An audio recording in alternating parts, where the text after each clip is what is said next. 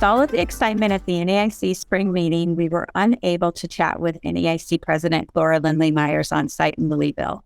She was gracious enough to speak with us from her office in Jefferson City, Missouri, where she also serves as director of the Department of Commerce and Insurance.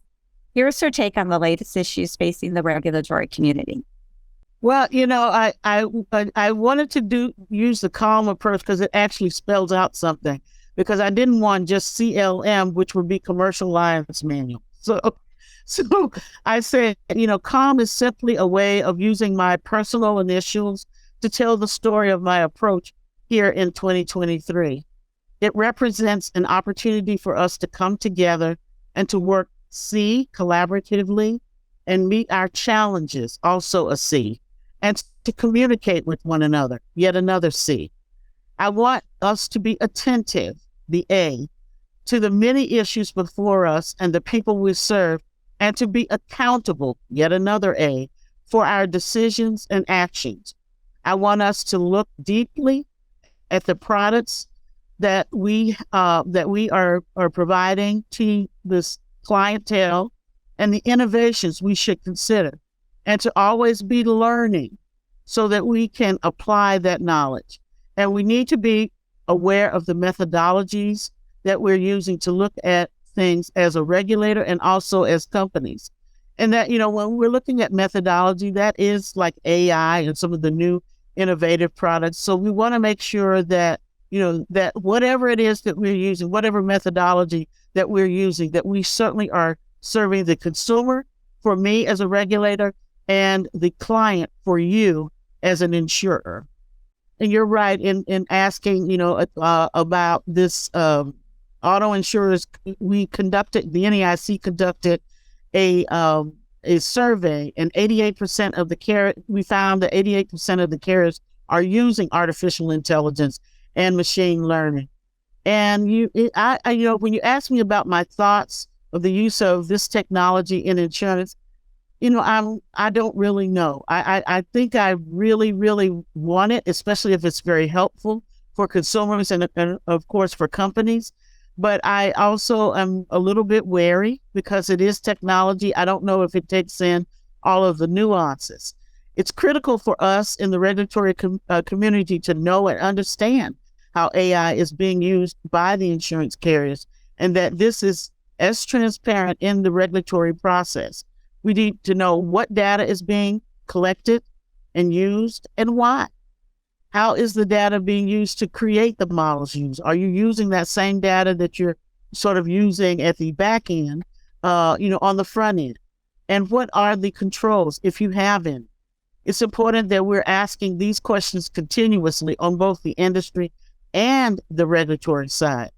If a company can't explain to me as a regulator why they're collecting the data and how it's being used, then perhaps the next question should be, why are they continuing to collect this data? Sure, the NAIC strategic priorities for 2023 are really sort of designed to benefit the consumers as well as the industry. And so how I worked with the membership, it's not just mine. It involves all of the memberships, but the consumer protection is always at the top of our responsibilities, and you'll see it woven into every strategic priority. This year, the strategic priorities are including member connectivity.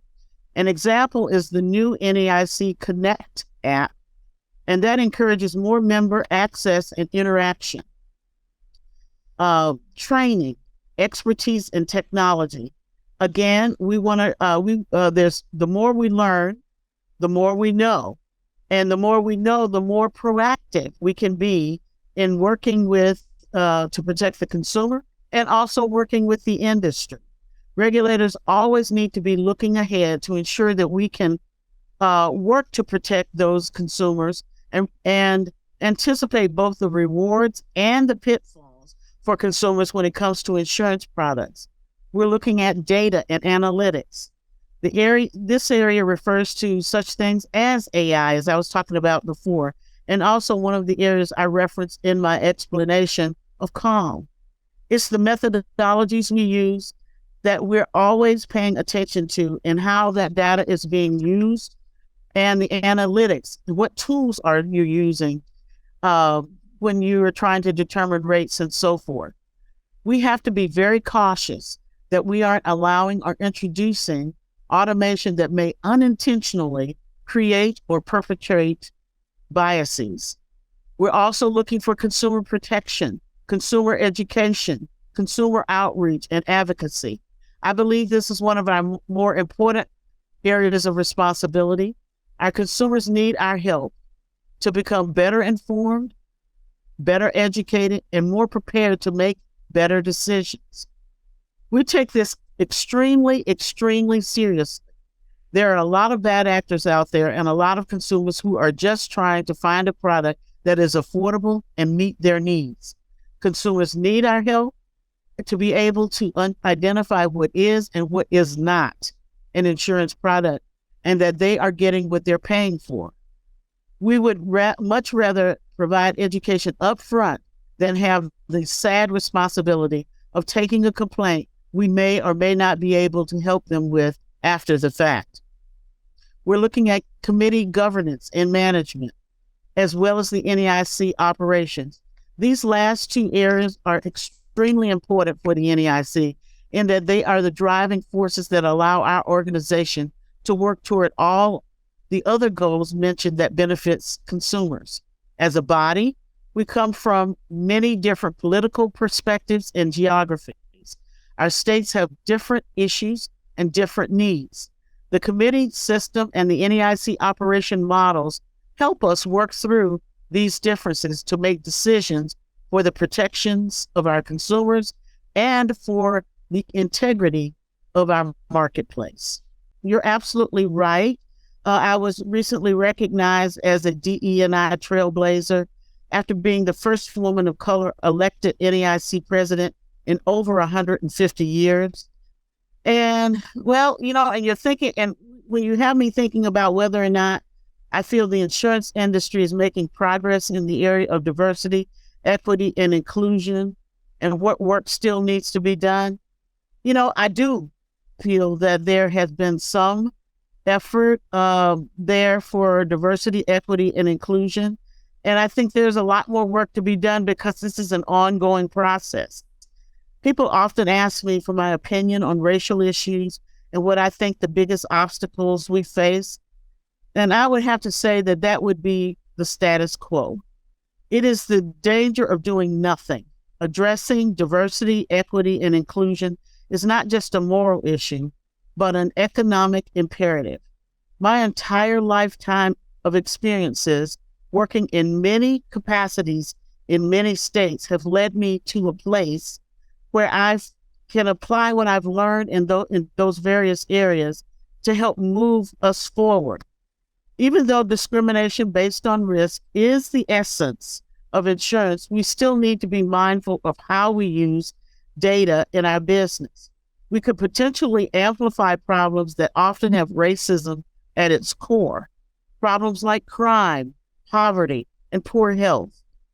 And while many might see racism as a societal issue and is separate from the industry that we regulate, I will respond that we live in society, and so it's our issue. Maybe race and insurance is a novel idea for some people who are not of color, but for me, I've lived with it all of my life. I'm hopeful about the work being done to address race and inclusion, but there will always be people who think things are fine just the way they are. They don't want to really see any changes. And so if changes are going to occur, it's because we're allowing it to change. We are making it change.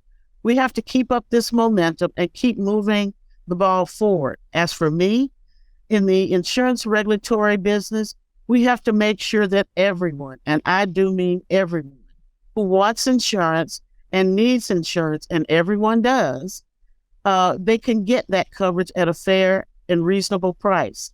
And that brings us full circle back to the need to address all of those areas I've defined in my year of C.A.L.M to help us stay on course, to help us stay all connected. As the director of the Missouri Department of Commerce and Insurance, I do have some major initiatives for my state in the year 2023. This year, we're being reviewed for reaccreditation, and that is, of course, a top priority. We're continuing to make cybersecurity another priority, and making sure or seeing that the cyber model, get moved along. I don't know that we'll be able to get it in 2023, but we'll try in 2024. The whole purpose of that is that we need to, as a state, work on that initiative so that it's not something that's taken away from the states because we've had some periods of inactivity. We continue to focus our attention on our consumers, and a part of that is through education and awareness. We are strategically targeting our consumers in hard-to-reach areas of our state to let them know about the free and unbiased services we offer through our Consumer Services Division. This has led to a significant increase in contact, which allows us to both assist and teach, which is a win-win for Missourians. Missouri and most of the other states are paying very close attention to climate risk and resiliency issues. And while we're working with the NAIC to study and address some of these problems, we're also taking a proactive role by working directly with consumers to prepare and educate them. For instance, Missouri is very invested in earthquake insurance education and risk awareness. Since the early 1990s, the Missouri Department has collected information about earthquake insurance coverage throughout the state. The take-up of earthquake insurance has fallen at an alarming rate, and the cost of coverage has dramatically increased. We run an earthquake education and awareness campaign each and every year to help close the knowledge gap about insurance and earthquake insurance, and in hopes that this will contribute to closing the insurance coverage gap. Sometimes it falls on deaf ear. I'm not sure that people are actually listening, but that doesn't stop us from keep trying. In addition, our department has partnered with the University of Missouri and the NAIC on a research project to study consumer understanding of earthquake insurance and earthquake risk. We use the results of this research to help improve our messaging to consumers about earthquake issues in Missouri.